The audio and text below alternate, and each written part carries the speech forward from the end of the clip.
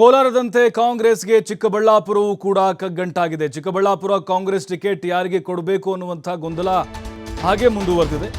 ಈಗಾಗಲೇ ಬಿಜೆಪಿ ಅಭ್ಯರ್ಥಿಯಲ್ಲಿ ಘೋಷಣೆ ಆಗಿದೆ ಡಾಕ್ಟರ್ ಕೆ ಸುಧಾಕರ್. ಆದರೆ ಕಾಂಗ್ರೆಸ್ನಿಂದ ಯಾರು ಹಾಗಾದರೆ 3-4 ಹೆಸರಿದ್ದಾರೆ.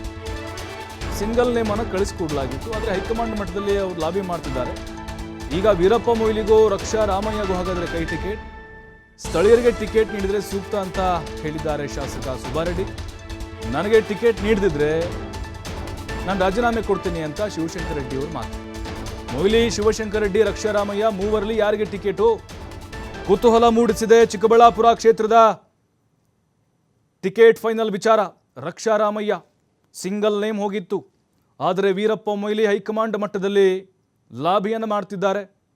ಸಿದ್ದರಾಮಯ್ಯ ಮತ್ತು ಡಿ ಕೆ ಶಿವಕುಮಾರ್ ರಕ್ಷಾರಾಮಯ್ಯ ಪರವಾಗಿ ಒಲವನ್ನು ಹೊಂದಿದ್ದಾರೆ.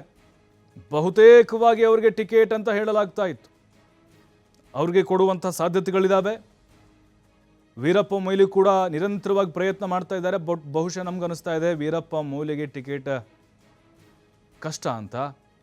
ಜೊತೆಗೆ ಶಿವಶಂಕರ್ ರೆಡ್ಡಿ ಅವರು ಈಗಾಗಲೇ ನಾನು ರಾಜೀನಾಮೆ ಕೊಟ್ಟೇ ಬಿಡ್ತೀನಿ ಅಂತ ರೆಡಿ ಇದ್ದಾರೆ, ನನಗೆ ಟಿಕೆಟ್ ಕೊಡಬೇಕು ಅಂತ.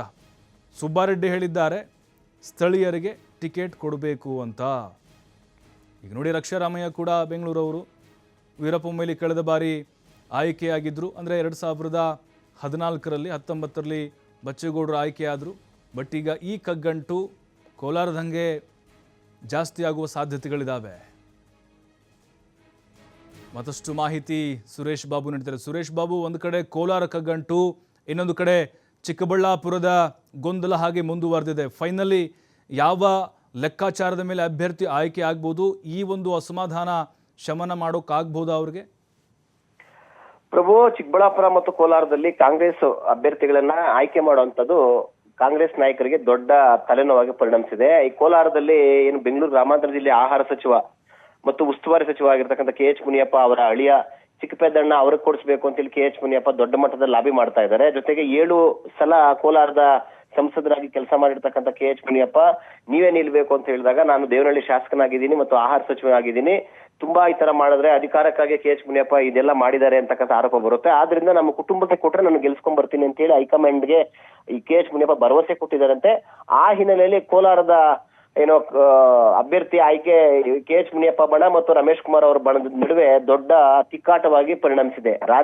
ನಾವು ರಾಜೀನಾಮೆ ಕೊಡ್ತೀವಿ ಶಾಸಕ ಸ್ಥಾನಕ್ಕೆ ಮತ್ತು ಕಾಂಗ್ರೆಸ್ ಸದಸ್ಯತ್ವಕ್ಕೆ ಅಂತೇಳಿ ಸಚಿವರು 5 ಜನ MLAಗಳು ಒಂದ್ ಕಡೆ ಪಟ್ಟು ಹಿಡಿದಿದ್ರೆ, ಈಗ ಚಿಕ್ಕಬಳ್ಳಾಪುರನೂ ಸಹ ದೊಡ್ಡ ತಲೆನೋವಾಗಿ ಪರಿಣಮಿಸಿರುವಂತದ್ದು. ಕಾರಣ, ಸಿದ್ದರಾಮಯ್ಯ ಮತ್ತು ಕೆಲವರು ರಾಹುಲ್ ಗಾಂಧಿ ಅವರು ರಕ್ಷಾರಾಮಯ್ಯಗೆ, ಯುವಕ ಆಗಿರ್ತಕ್ಕಂಥ ರಕ್ಷಾರಾಮಯ್ಯಗೆ ಟಿಕೆಟ್ ಕೊಡ್ಬೇಕು ಅಂತ ಹೇಳಿ ಉತ್ಸುಕವಾಗಿದ್ರೆ, ವೀರಪ್ಪ ಮೊಯ್ಲಿ ಏನು 80+ ಅಂದ್ರೆ ವಯಸ್ಸಾಗಿದೆ, ಹಾಗೇನೆ ಗೌರಿಬಿದನೂರ್ನ ಶಾಸಕರು, ಮಾಜಿ ಸಚಿವರು ಮತ್ತು ಸಭಾಪತಿಗಳು ಆಗಿರ್ತಕ್ಕಂಥ ಶಿವಶಂಕರ್ ರೆಡ್ಡಿ ಅವರಿಗೆ ಕೊಡಬೇಕು ಅಂತೇಳಿ ಶಿವಶಂಕರ್ ರೆಡ್ಡಿ ಕಳೆದ 3-4 ದಿನಗಳಿಂದ ಕಾಂಗ್ರೆಸ್ ನಾಯಕರನ್ನ ದೊಡ್ಡ ಮಟ್ಟದಲ್ಲಿ ಕೇಳ್ತಾ ಇರ್ತಕ್ಕಂಥದ್ದು. ಜೊತೆಗೆ ಚಿಕ್ಕಬಳ್ಳಾಪುರ ಜಿಲ್ಲೆಯ ಬಾಗೇಪಲ್ಲಿ ಶಾಸಕರಾಗಿರ್ತಕ್ಕಂಥ ಸುಬ್ಬಾರೆಡ್ಡಿ ಕಾಂಗ್ರೆಸ್, ಅವರು ಸಹ ರಕ್ಷಾರಾಮಯ್ಯ ಕೊಡಬಾರ್ದು, ಈಗ ವೀರಪ್ಪ ಮೊಯ್ಲಿ ಇರ್ಬೋದು ಮತ್ತು ರಕ್ಷಾರಾಮಯ್ಯ ಇರ್ಬೋದು, ಅವರೆಲ್ಲ ಹೊರಗಿನವರು, ಸ್ಥಳೀಯರಿಗೆ ಕೊಟ್ರೆ ನಾವು ಕೆಲಸ ಮಾಡ್ತೀವಿ, ಇಲ್ಲ ಅಂದ್ರೆ ರಾಜೀನಾಮೆ ಕೊಡ್ತೀವಿ ಅಂತ ಬೆದರಿಸ್ತಕ್ಕಂಥ ಕೆಲಸಗಳಾಗ್ತಾ ಇದೆ.